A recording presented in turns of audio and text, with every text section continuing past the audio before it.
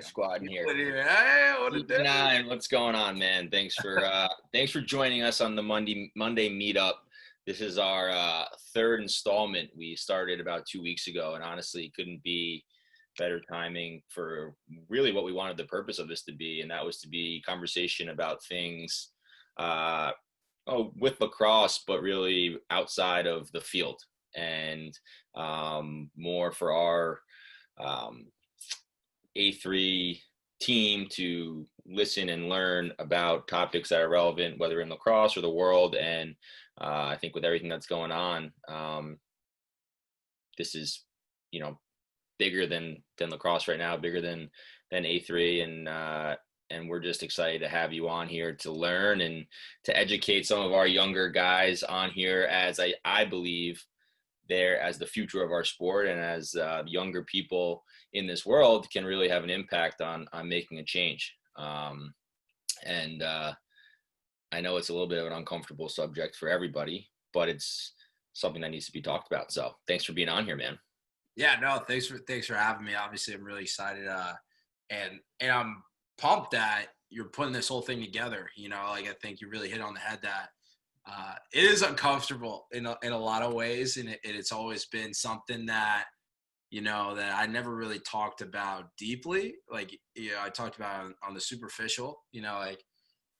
Like talking about how the sport needs to be a little bit more diverse and how like I'm helping to do that and things like that, but never to the extent of like the things that I feel and society as a whole and experiences that I go through being black, that some people don't really understand, or like maybe they can't relate to right away.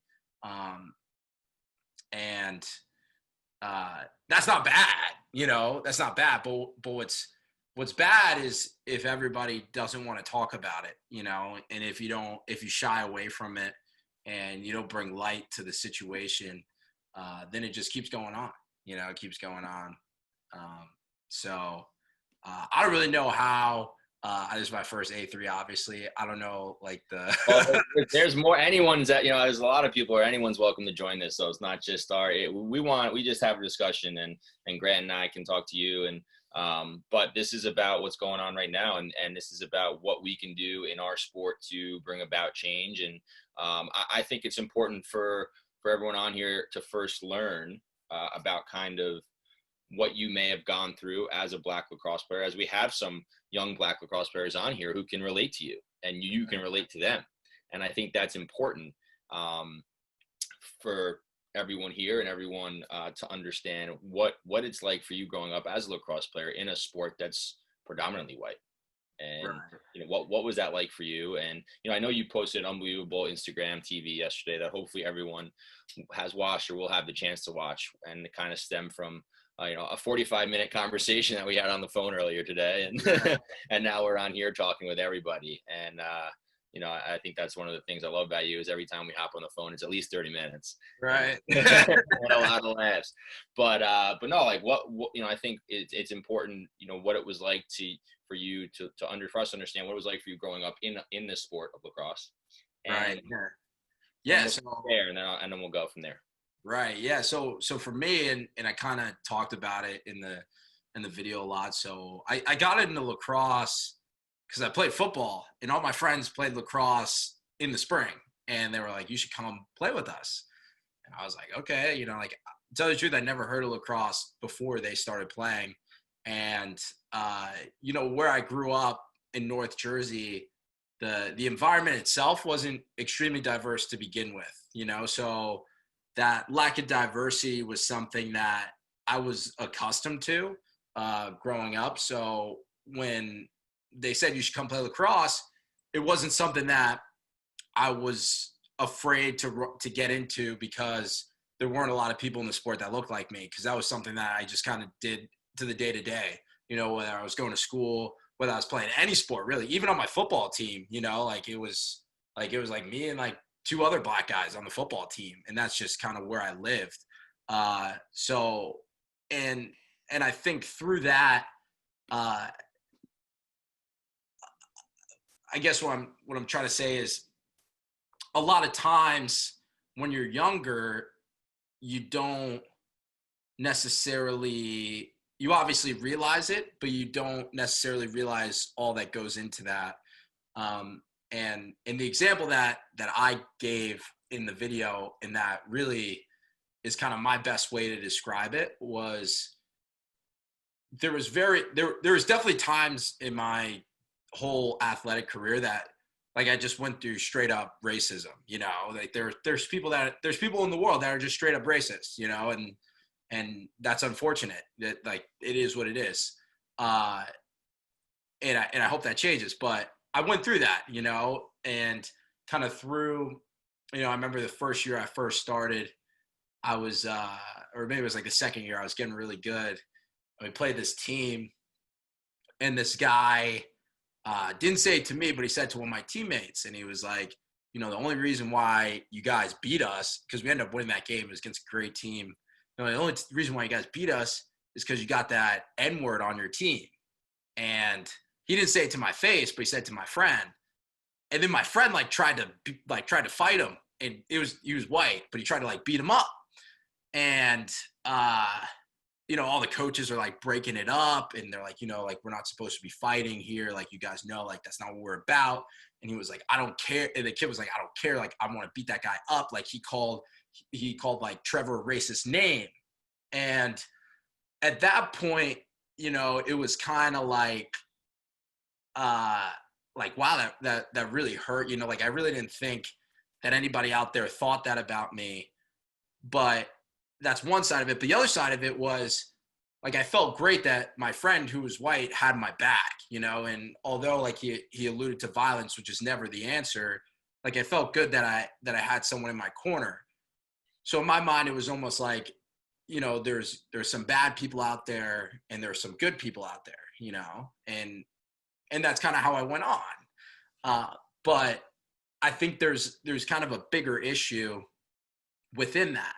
And that's kind of what I went on in the video to say, I had tons of best friends of mine that are still best friends of mine to this day.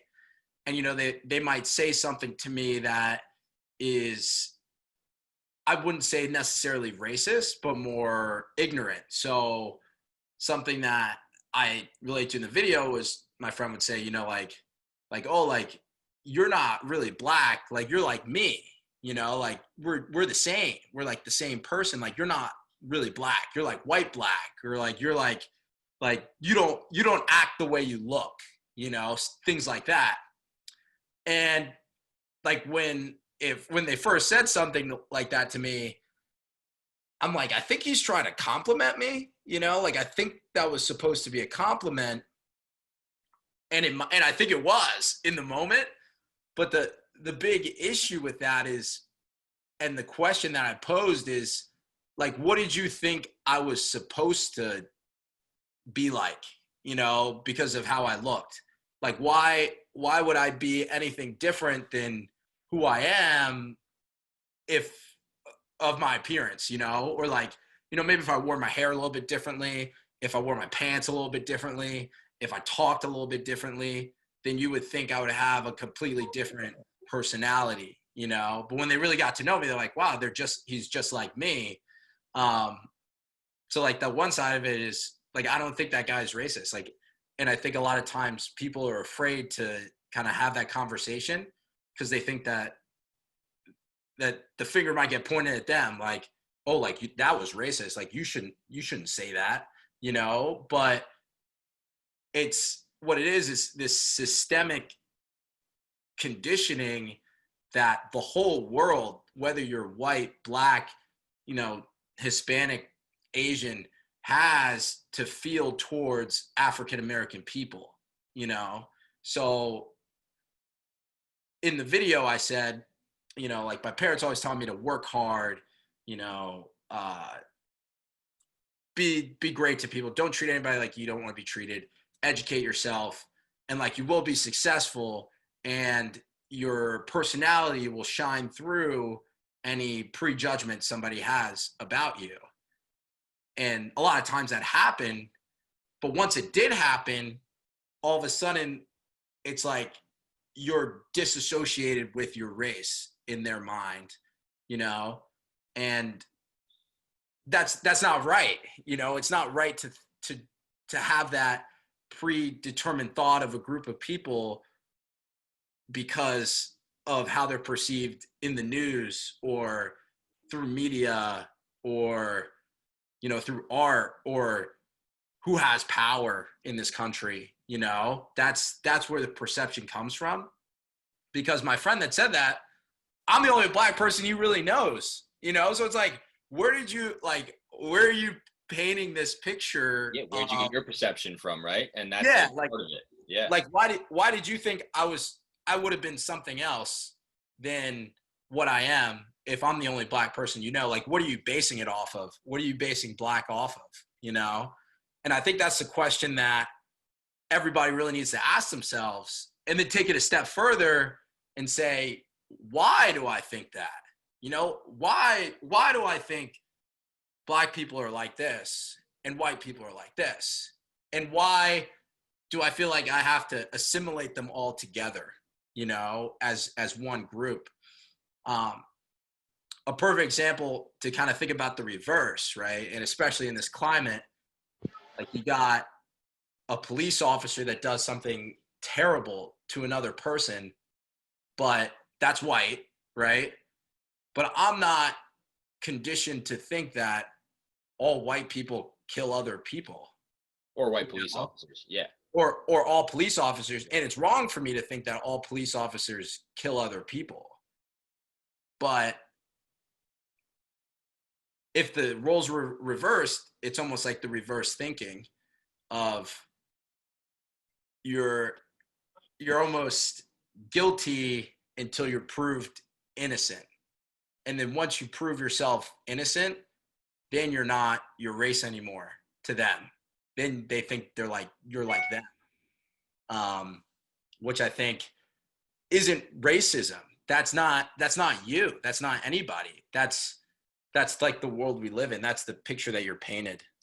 So, like, what would you say to, like, your friend who said that, like, oh, you're not really black? Like, going back to that time, because, like, I'm sure, maybe not someone says that directly to a teammate today or a fellow black classmate or teammate, but, like, what would you say to them? Like, why would you say that? Would you question them? Or, like, because I think that's important now, is because right now more than ever, we need to speak up when that happens, right? I bet you if back then you kind of had said something and made your friend think about it, like, well, what do you mean, right? Like, what do you mean? I am black, and this is how I am, and I'm just like you. I'm just like anybody else, and this is who I am. This is who I'm raised. I'm a great person. I'm smiling all the time. Like, I know how you are, right? Like, it's like, why are you saying that? And make them, like, think about it and, like, put it on them. And what would you do that to that person now if you could go back? Or, how would you tell someone to handle that situation? Right. Yeah. So now, hold that thought. I'm going to turn a light on because it's getting dark in here. And I feel so there we go. So now, right now, I'm in a place where I could say something that isn't questioning whether they're racist or not. Because the dude's not racist. He's my friend, like, I know you're not racist. Like, I know you're not going to hurt me because of my color, right? It's more of, like, challenging that way of thinking, that I would do now rather than when I was younger, because when I was younger, I didn't fully understand it. I didn't fully understand it at all. It was almost like I just made it a joke, like I made it a joke and I went along with it because I didn't really know how I really felt about it, and I just knew that those guys, at the end of the day, those guys cared about me. So, like, I'm like, maybe they just don't really realize what they're saying, or they don't really get what I'm going through, and they can't. So I don't want to talk about it, but I wish I could go back now and be like, hey, like, what do you mean by that? Or like, hey, like, so, like, if I'm not black, like, what is black to you? Like, what do you associate it with? I know. I think that was an amazing question that you posed at the end of your video on Instagram, and it certainly gets you thinking and gets a lot of people thinking. And like, it's such a simple question, Right. and you don't hear it asked, and you don't even think about, what your answer would be to it ever, because you're never asked it. So, it's obviously different for everybody. And like you said, it's a perception. Where did that perception come from? Why is it? And then it's like the next step would be changing it. Right. And the thing that kind of takes it a step further is like this, like the systemic uh, picture that is painted of African American people is also felt by other Black people, So there's a lot of people that I've met in my lifetime that feel like they have to act a certain way because they're Black, Like they feel like I have to be like this, I have to be like that because that's what I'm supposed to do, And in actuality, most Black people work really hard. Most Black people want to make the best for them and their family, Most Black people maybe don't have a lot of opportunity, but they're good people, But that's not what you see, That's not what's projected nationally, That's not what anybody sees until you really get to know someone, and you're like, wow, like you would think the rational thing to think would be like, wow, like this guy's Black, he's really nice, like he really cares, he works really hard, like he's a very successful person. Like you think the rational thing would be like, oh, I guess all Black people are like that. But really what happens is like, you're like, oh, like they're not like everybody else, that they're different, which isn't necessarily like anybody's fault. It's just, and that's why we need diversity, right? That's why we need diversity in the sport. It's more about getting other people that opportunity to play this game. It's about for other people to understand different people, how they look different, and realizing our differences, but also realizing how we're all the same, Absolutely. And I think in lacrosse, where it's not common, it's an opportunity for us to really make a difference, because we do have a small sport too. So Right. we're not as big as other sports, and you come in contact with people, and you have the ability to make that difference. So like, is there something that, well, I guess two parts to this. Is there something you would tell yourself if you could go back and give advice to your 10, 11, 12, 13, 14-year-old self as a Black player in the sport? And on the contrary to that, what would you tell a white lacrosse player in this sport with regards to accepting Black lacrosse players in the sport, and going about accepting them, welcoming them, whatever we would say, as far as not having any perceptions, and just starting on a clean slate, and welcoming them, like you said, not doing what your friend, who you said, who you absolutely, like, he's your friend, best friend, My like, friend. how do you stay away from that, and not think that, like, just think you are one of us. Right. So like, I think obviously with inclusion, with that word, sometimes you try to uh, invite everybody in and say we're all a team, which is important, right? But what's also important is that I'm your teammate. Like, I really want to get to know you as a person. So tell me the things that you're feeling, tell me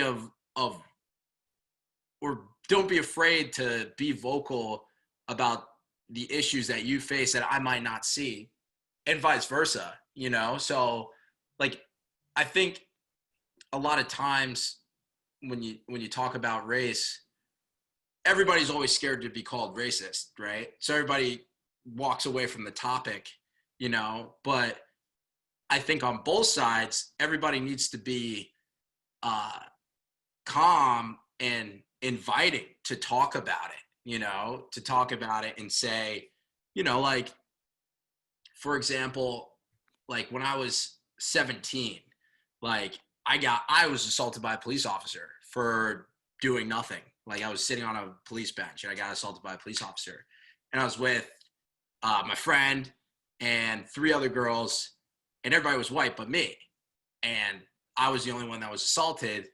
I was the only one that was put in a police car, and everything ended up being fine, but afterwards it was almost like I was a little embarrassed. Like I was like, like I don't even want to talk about like what happened last weekend to my friend. And like, I don't want to let anybody else know what happened because I felt like everybody would think that I was in the wrong in that situation, but I wasn't, and I wish that like me and my friend in that situation could have brought our other friends in and been like, yo, like Trevor got like assaulted last weekend and that like wasn't okay, and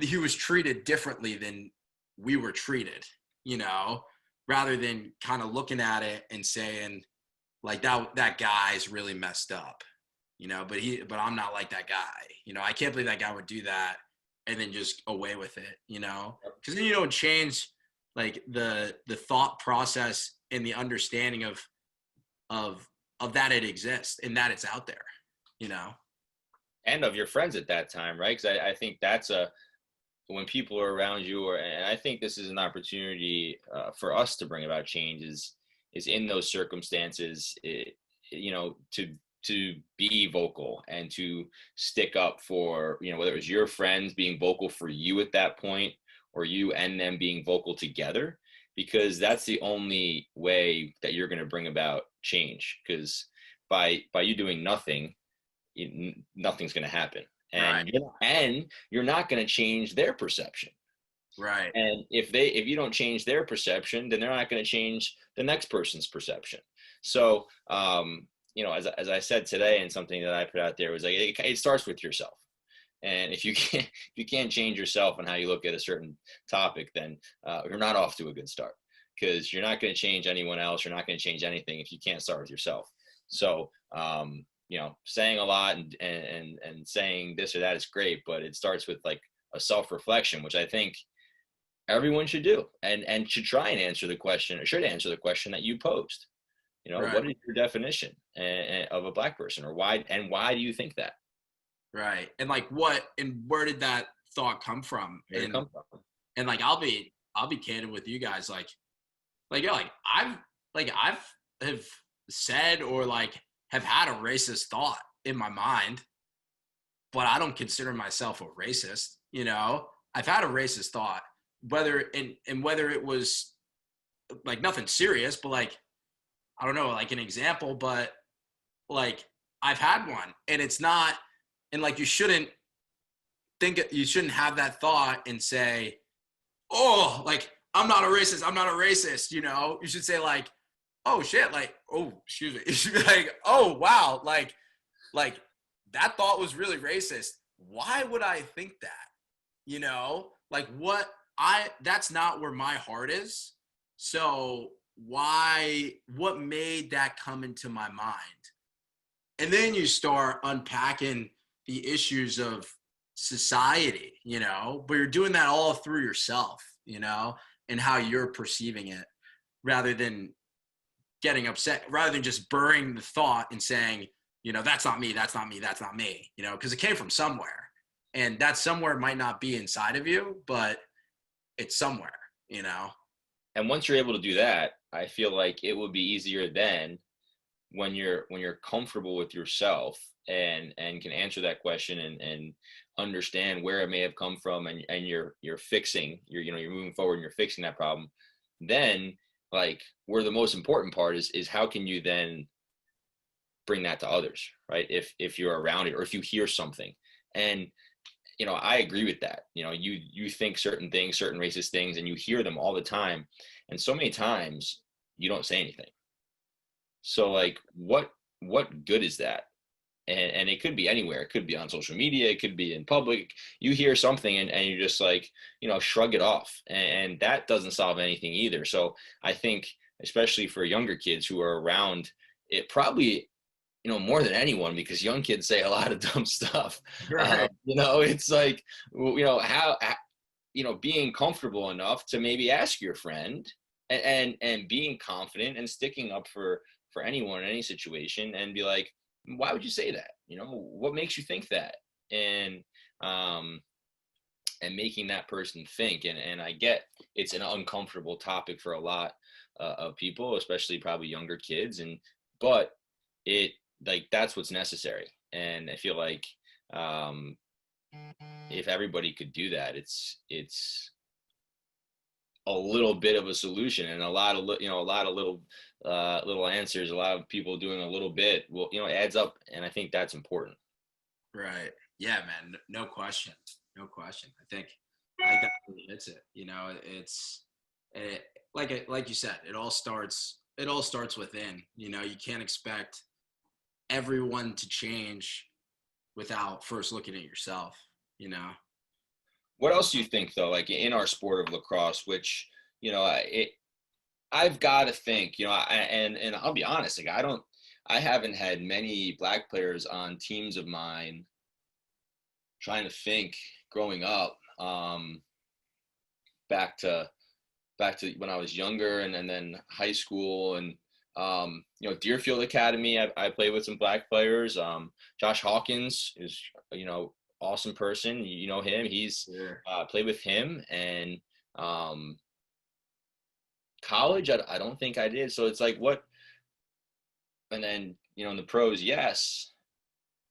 What can you do? What can we do in the lacrosse community when, that does happen, and you are around, you do have a black teammate, or, you're playing against one. What can you do to, Kyle Harrison said something yesterday. It was just something so simple as to just let them know you're there for them, or, a hug, or, just, making them feel welcomed.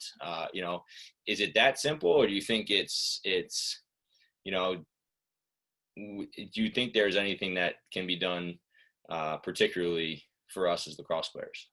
I think it's that simple, to be honest. I think the worst thing that could happen is, especially through all this, is like everybody walking on eggshells. Like, I think that's just so dumb, and like it doesn't fix anything. If anything, that's gonna like create more segregation. So like I think exactly like what Harry said, like it all starts with just being like, hey, like I accept you for who you are, or, like, hey, or maybe you don't have to even say it like that. Just make them feel like they're part of the team. And like I said earlier, like there's got to be situations that arise that like something might happen, like an incident might happen, something might slip purposefully or just straight out of ignorance, right? And ignorance, in my opinion, isn't racism. I think racism is like your direct racism, right? That's what I mean. Like if you're ignorant, like then I think everybody should be on the same page where you're just like, yo, man, like if I said to you like, hey, like that was messed up, like I didn't really like how you said that, then you got to just understand, like you got to be understanding of it. Like you got to be saying like, oh, well, like I didn't even realize that it affected you like that. You know, how can I make it better? How can I see how you're feeling? Rather than, I think a lot of black people feel afraid to say anything because then they feel like they're almost alienating themselves. Like they'll say something and then maybe like a white friend or a white teammate will say back like, no, like you misunderstood me. I'm not racist, and it's like, no, I heard you. I heard what you said. I know you're not racist. I know you like me. I know I'm one of your teammates, but listen to what you said and listen to how I feel about it. I think that's the key. Do you think that a young black lacrosse player going to their first lacrosse practice, or, in middle school, like, do you think they're uncomfortable to, a certain point when they are going to practice? Because, they are, for the most part, probably, a majority of white people on the team? Like, do you think Yeah, they're uncomfortable while they're there? I think so. But I think it like kind of depends on uh, like the environment that they've grown up in. Uh, like so for me, like yeah, I've always felt a little uncomfortable, but like I got used to it because like on the lacrosse field, it wasn't the first time I was the only black person in the room, But like if you got a black person that is grown up predominantly around other black people and they go and play lacrosse, they might feel alienated. They might feel like nobody understands me. They might feel like other people are or thinking that I'm something that I'm not. Um, Let me ask you, if you went on a team that was with all black people, would you feel uncomfortable? Yes. Yeah. Right. Yeah. So like, and I think like that makeup right there has nothing to do with anything that we've done, that has stuff to do with a whole big society that like we could talk about for a really long. No, yeah, no, we don't need to go there, but I think it's important understanding that. And I think, the way you flipped that on me is great. And I think like that's our job, right? Is to make that person comfortable, understanding that they may not be comfortable. And it has a lot to do with their upbringing and how they were raised and if they're around that more often than not. But I would have to imagine that I coach in the city and in New York and have teams there. And we have some black players that play for us, but it's predominantly, middle to upper class white kids. So I would imagine that if I was black and going to that practice, like I wouldn't feel that comfortable and I would feel out of my comfort zone a little bit. And it would really be on the team there to really, and this is where I think we can be better, is to not be over like, obvious, like, but like, welcome this kid and make him feel welcome, make him feel comfortable right from the start, because that's what's gonna, people are gonna see that. And even if it's one person or two people that are, putting an arm around him or talking to him and, what kind of stick you got, man? Or, I think that is what's necessary to make that kid comfortable and, allow them to feel comfortable from that point on. Because if you don't, and then no one changes the way they act towards that person, then you're not doing anything. Right. No, yeah, you hit it, like it's like the worst thing is for you to just say like, no, like he'll figure it out. Or like, like I'm not going to go out of my way to say hi, like we'll say hi eventually, cause there's that barrier already, and you just gotta hit it straight on. You just gotta be like, screw it. Like, you're my boy, like that's it. You're part of my team. Like, no, and it's important at the youth level, right? Like you're showing up to a Team USA practice, no one's looking at you, like, it's like, right. Oh, Trevor's here, right? It's like you come out, like everyone loves you. So I think it's very important at the youth level where it hasn't been experienced for a longer period of time, and I think that's where we can really change ourselves and how we act and how we perceive things just by our actions, rather, and being more comfortable with that and making other people more comfortable and making everyone comfortable together. And I think in our sport, we have the opportunity to make those in our sport, to make black players in our sport feel more comfortable and feel more welcomed. And I think we need to do that better. No question. I agree, man. This is great. This is awesome. This is my first time doing this. And I mean, listen, our first time talking about something really, outside of the scope of lacrosse, but as we've talked about, as you and I spoke about on the phone today, how do we build off what's going on in the world and rather than trying to solve the world's problems, let's start with ourselves and the communities that we have the most influence in. And that's kind of the route that I'm trying to take, and go outside my comfort zone a little bit too, because I love you, and it's not comfortable like talking about this and like right. Using the words black and white. Like, it's not, to me, that's not how I look at things and perceive things. But it's important because it needs to be talked about, bottom line. And, lacrosse for that reason gets talked about a lot when it comes to that because of the racial barriers. Right. No question, man. No question. Anything else to add here on your last, if anybody has a question right now for Trevor, we could put it in the chat. I got a quick one. Got him right now, but yes, Grant, go ahead. So Trevor, so like when I was going through like all this stuff and Rob and I had this conversation this morning, we were just texting and, I didn't want to be like crazy outspoken about it because I wanted to make sure I was saying the right thing first and foremost, kind of like the walking on eggshells thing. So would you recommend like, so for those of the guys that are on here who have black teammates and I watched Kyle Harrison's thing as well, just saying a simple text or a simple something saying, yo dude, just want to say I got your back, nothing more than that, and just kind of leave it. Would that be better, or is that just like what's the perception on that if that makes sense? I think it's great, like I think that's great. And I think that I think that most importantly, you're just showing understanding, right? Because the worst thing is I'll give an example, right? So I remember one time I was in the locker room in high school, and there's this kid, and I don't know, I don't want to call him weird, but he was just I don't know, he just didn't really understand a lot of social cues, and he was white, and he just kept saying the N-word, and we were and he was I don't know what it means. Why is it so bad to say? And I honestly, truly to this day, I think he really just didn't know what it meant. And he was just I don't know, just oblivious. And at one point I was just dude, shut up, that's offensive towards me, it's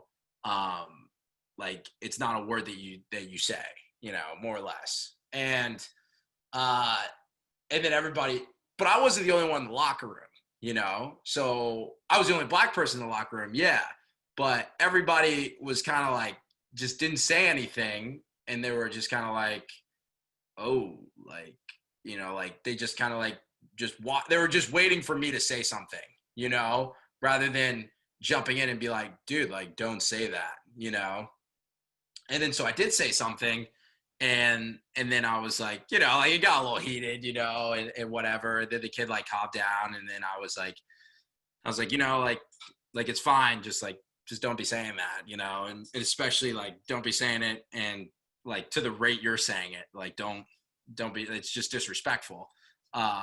And then one of my friends, he was yeah, dude, I'm really sorry. He was I'm sorry, that happened. Those two guys weren't friends, but he's I'm sorry that happened. They're in the same grade though. And he was as far as I know, dude, racism doesn't exist. He's he doesn't know what he's talking about. He just thinks he doesn't know what it means. Racism doesn't exist. And then when he said that, I was he was trying to calm down. He was trying to calm me down, but it kind of fired me up. I was dude, yes, it does. What are you talking about? So that lack of understanding is, it kind of hurts too, and we don't expect you to feel what we're feeling, that's impossible, but for you to say hey, this exists, and it's prevalent, and there's a lot of people out there, and there's a lot of stigmas about, a lot of people prejudge you for who you are. And I get that. And I just want to know that, I just want you to know that, I understand that, and I'm with you on it. I'm not going to feel what you feel, but I'm going to stand by you with it. That's great. That's really all you can do, that's all you can do. And I think especially in people and guys in a position like us within our sport, it's really important. Right. Grant is one of the young upcoming studs, yet to be determined. and Trevor as Go Archers. Trevor as the current stud and me as the veteran. It's important to use that. And I didn't put anything out all weekend because honestly, I was really weird. I was kind of beaten up over what was happening and seeing everything that was going on, and I didn't want to say anything impulsively and wanted to really think about it. But after thinking about it, it's important that I do use the platform, and it wasn't comfortable for me and putting up something today, but you know what, the way it was received by someone like you, Trevor, and other guys that I talked about and mentioned, they couldn't have been happier, and that I was using a platform to voice my support of them and letting it known. And I think that's part of changing, the young players, on here about doing the same and going out and following our actions. Right. Dude, no question. Or like, even imagine like if I put that video out on Instagram and then like what if like no one commented on it and like said anything? Like I would have been like, what the heck? Like I would have been like, am I like alone out here? Yeah. Like that is like the ultimate feeling of isolation. If you're putting yourself out there, you're being either persecuted against or really hurt on a deep emotional level, and then nobody says anything to you. Even if they care about you, they just don't. You just have no feeling that they're there. And then you're like, I'm here. I'm out here alone. I'm really out here alone. You don't want anybody to feel that way. Well, we're here for you, Trevor. And, yeah, I know. I know you guys got me. Cabana Bob. All right, last question. I don't want to keep you too long. You are a busy man, a man in high demand. So I want you, last question, your 1 minute synopsis or thoughts on the face-off changes. Oh, you're going to give me 1 minute? Here we go. 1 minute for that. 1 minute, 1 minute. All right. Wow, okay, I got to think about before I say anything because once I open my mouth, I'm going to go. So this is what I'll say. So I say face-off rules are changing. You can decline the question. You can decline the question if you want. No. I should say something. So I'm sure everyone on here is eager to know, though. I get where their mind's at. Okay, so I think there's definitely a handful of things that are definitely wrong with the face-off at the college level. One being that it takes too long to do the face-off. Okay, so the ref is like always saying like, you move over here, you move over there, like, okay, now you move your left hand. All that's got to go. Like you got to put a line on the field and be like, put your stick on the line. If your stick's not on the line, just get out. Like that's it.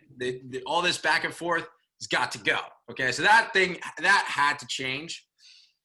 And I think that was the biggest change that needed to happen. Now, taking knee down away, that doesn't fix that issue. So like I'm confused why like they would do that. But I think on their mind, what they also wanted to do is make the face-off more of a 3v3 rather than a 1v1. Because the grand scheme of it is they don't want one person to have a huge effect on the game. And I think that with the stand-up rules, I think the ball is going to get out a lot faster. So if the ball is getting out faster, it's going to get out before the wings even get there. So I think it's going to be maybe even more so a one-on-one battle. So that cancels out that. Now, does it even out the playing field? I don't know. I think depending on how guys work hard on things and like who will be able to pivot to that better is obviously going to be more successful. So I think it's going to be more about speed. So whoever's fast is still going to be good. Like, do I still think TD is going to be really good? I still think he's going to be really good, Well, you got that speed, so yeah, you would have dominated. I'd be down to do it too. But and then my last piece is, and what kind of, I watch my mouth when I say this, but if you think a face-off guy wins games, they might, but they don't win. It's not the only end all be all. Okay. Reason being, perfect example. My sophomore year, we played Towson in the first round. We're a higher seed. I go like 34 for 35, and we lose the game, you know? And the reason behind that is because they played really good defense. Their goalie played really well, and they got stops. Now, mind you, this is before the shot clock too, okay? So they outplayed us, you know? Every time we played Notre Dame, I always beat them really bad on faceoffs, and then they make me go backwards, and then they just ride the crap out of us because that's them trying to gain an edge of where they have a deficit. And to me, that's game planning. To me, that's like adding a layer to the game. And if you don't want to do that, you know, I think it's kind of lazy. In my opinion. That's all I'm going to say on the matter. Well, you're one of the best to do it, one of the best that will ever do it. And that's that. Trevor, thank you so much for joining us tonight. And you're the man. Looking forward to beating the Archers with you in a month or so. Heard that. Can't laugh. He's not happy. Oh, boy. Looking forward to being with you, man. And stay safe, stay healthy. We love you. And I'll talk to you soon, man. Go Bulls. Appreciate it, man. This was great. Thanks, See you, Trevor. everybody. Thank Thanks you. for tuning in. Thank you. No problem. Thank you. Thank you. Thanks, guys. Thank you. See you guys later. Thank you. Thank you. No problem. Thank you.